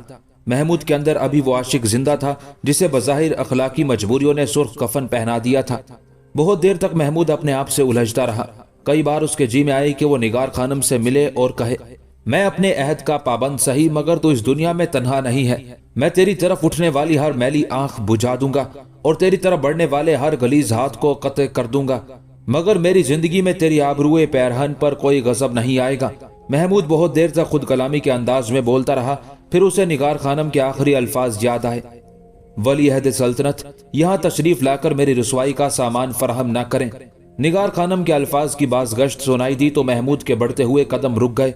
दिल की धड़कन बेरब्त हो गई और आसाबी तशन्नुज बढ़ने लगा। फिर ऐसी कैफियत के दौरान महमूद की समात में अमीर गजनी के अल्फाज गूंजने लगे, फर्जंद, तुम्हें अपने आसाब को बर्फ बनाना होगा। सूरत हाल की संगीनी ने महमूद को संभलने पर मजबूर कर दिया। फिर उसने बहुत गौर व फिक्र के बाद 10 बेहतरीन शमशीर जनों का इंतखाब किया और उन्हें तफसीली हिदायत देकर निगार खानम के मकान की तरफ रवाना कर दिया। महमूद भी रात के वक्त भेस बदलकर अपने जासूसों से मिला करता था, मगर अभी तक सरदार तबरेज की तरफ से किसी किस्म की कार्रवाई का आगाज नहीं हुआ था। सरदार तबरेज ने अमीर सबुख्तगीन के पास आना जाना तर्क कर दिया था। वाली गजनी को उसके तर्ज अमल से शदीद जहनी अजियत पहुंची थी। वो अक्सर मलिका गजनी से कहा करता था, सरदार तबरेज ने दोस्ती को हवस पर कुर्बान कर दिया। मलिका गजनी शोहर को तसल्ली देते हुए कहती, लोगों के जाने का गम न करें कि वो जाने ही के लिए आते हैं। बरसों की रफाकत थी, चंद दिनों में कैसे भूल जाऊं। सबुख्तगीन को माजी के कुछ मनाजिर शिद्दत से याद आ रहे थे। वो जो दोस्ती को मुकद्दस रिश्ते का नाम देता था, कोई उससे पूछे कि वो रिश्ता कहाँ गया और किसने उस रिश्ते को अशियाए जरूरत की तरह बाजार में नीलाम कर दिया। अमीर मुअज्जम, इस तकलीफदा जिक्र को छोड़िए और खुदा का शुक्र अदा कीजिए कि आपका ये दोस्त बहुत जल्द बेनकाब हो गया।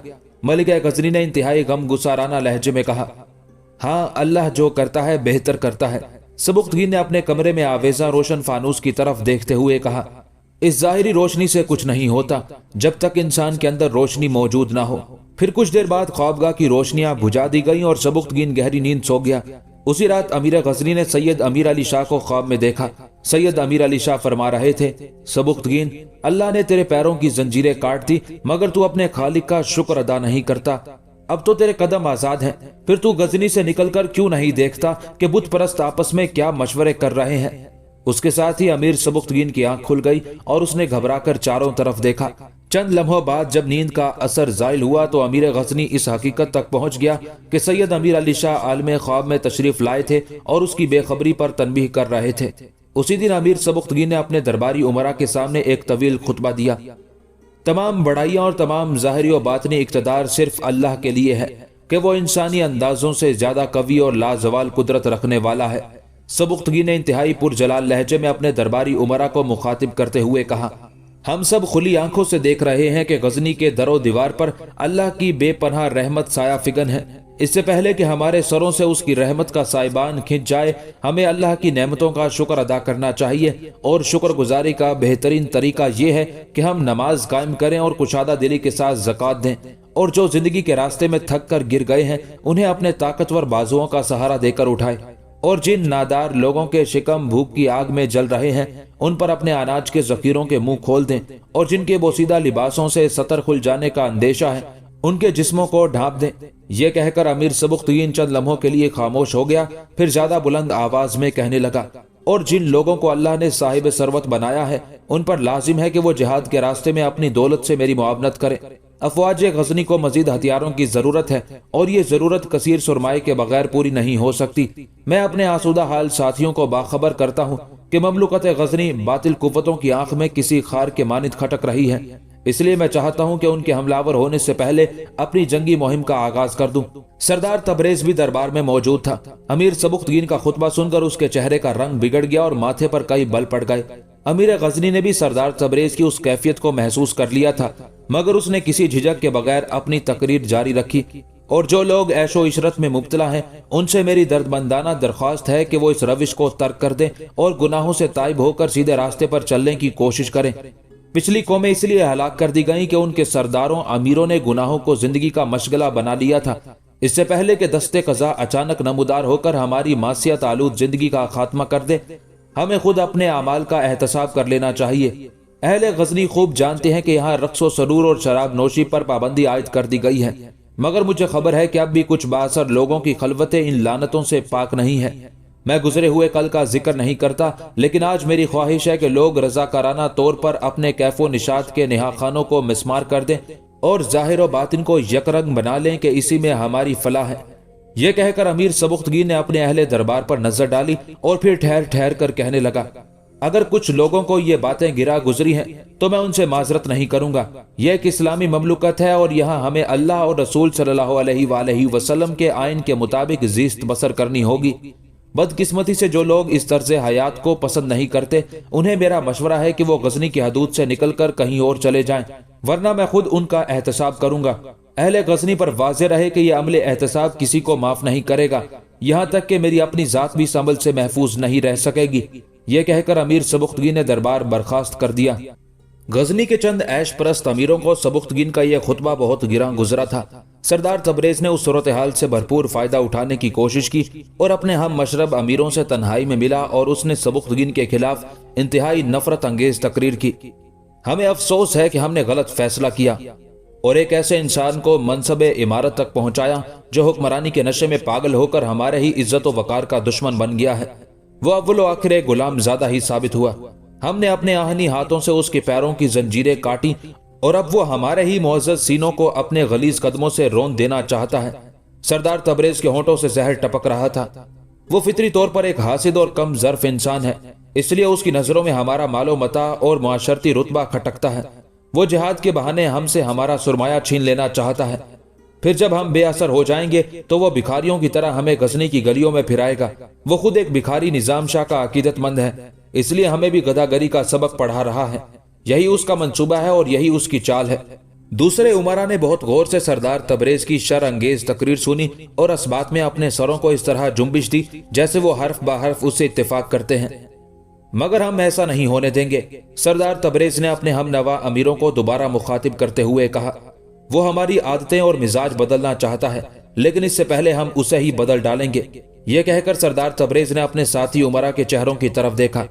ابھی اتنی جلد بازی کی ضرورت نہیں۔ غزنی کے بااثر امیر ترکمان بن داؤد نے کہا، ابھی اس کے نئے اقدام کا انتظار کرو۔ اگر اس نے ہمارے گریبانوں پر دست درازی کی تو پھر ہم بھی اس کے لباس کی دھجیاں اڑا دیں گے، مگر اس وقت بہت دیر ہو چکی ہوگی امیر ترکمان۔ سردار تبریز نے تشویشناک لہجے میں کہا، تمہارے اندیشے درست ہیں، مگر پھر بھی ہمیں کچھ دن انتظار کرنا ہوگا۔ ترکمان بن داؤد نے کہا، میں سبکتگین سے نہیں نظام شاہ کی روحانی طاقت سے ڈرتا ہوں۔ جیسے ہی ترکمان بن داؤد کا جملہ ختم ہوا، کمرے میں سردار تبریز کا بلند کہا گونجا، تم کب سے روحانیت کے قائل ہو گئے ترکمان؟ سردار تبریز کا لہجہ تمسخر آمیز تھا۔ جس شخص کے جسم پر ایک لباس کے سوا برسوں تک دوسرا لباس نظر نہ آئے اور جس نے سوکھی روٹیوں کے سوا کسی دوسری غذا کا ذائقہ نہ چکھا ہو، اس کی روحانی طاقت ہی کیا؟ پھر بھی اگر تم نظام شاہ سے خوف زدہ ہو تو اس غداگر کو میں خود دیکھ لوں گا۔ آج کی تقریر کے بعد میں خود بھی سبکتگین کو پسند نہیں کرتا، لیکن اسے اقتدار سے ہٹانا اتنا آسان نہیں ہے۔ ترکمان بن داؤد نے اپنے خیالات کا اظہار کرتے ہوئے کہا، اگر ہم نظام شاہ کی روحانی طاقت کو نظر انداز بھی کر دیں تو فوجی طاقت کو کہاں لے جائیں گے؟ افواج غزنی مکمل طور پر اس کے زیر اثر ہیں۔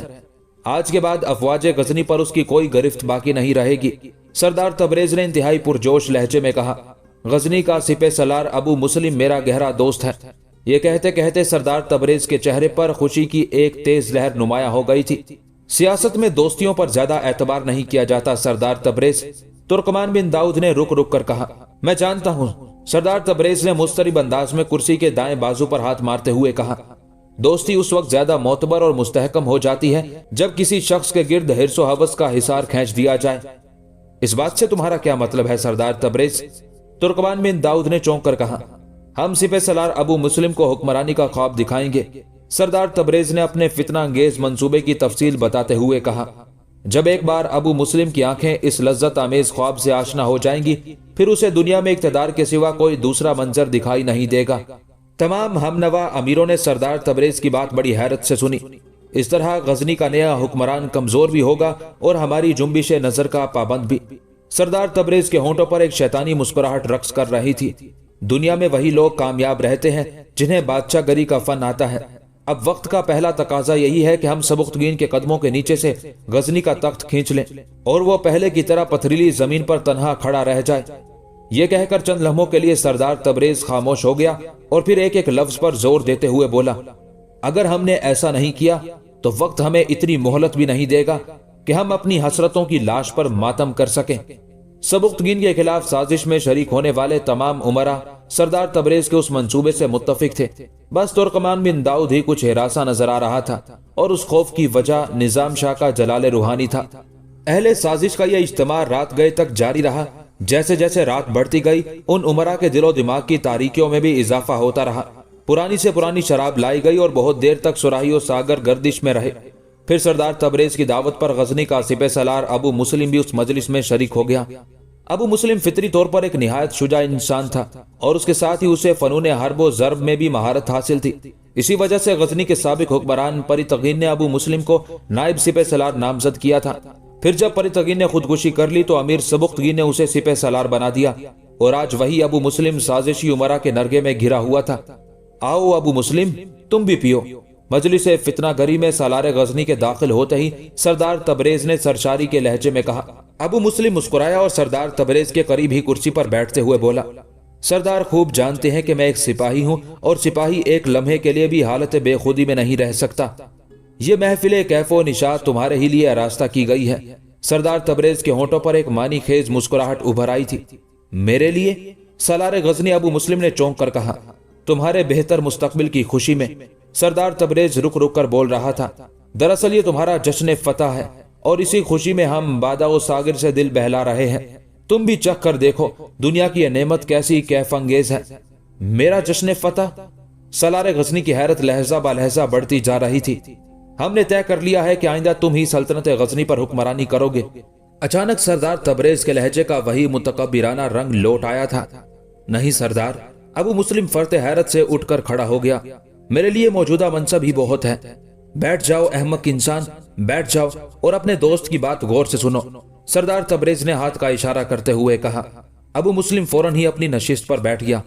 کیا تمہاری زندگی صرف اسی مقصد کے لیے ہے کہ تم موسم کی سختیاں برداشت کرتے رہو اور پھر ایک دن کسی بے آب و گیا صحرا میں لاوارثوں کی طرح قتل ہو جاؤ، اور اگر بے شمار زخم کھا کر زندہ بھی رہو تو تمہیں اس بے پناہ خدمت کے صلے میں کیا معاوضہ ملتا ہے؟